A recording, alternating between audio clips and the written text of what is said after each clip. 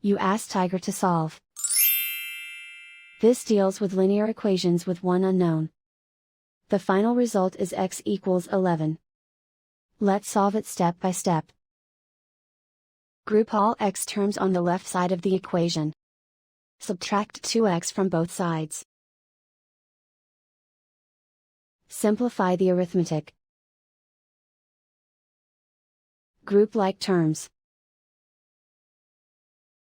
Simplify the arithmetic. Isolate the x. Divide both sides by 4. Simplify the fraction. Find the greatest common factor of the numerator and denominator. Factor out and cancel the greatest common factor. And so the final result is x equals 11.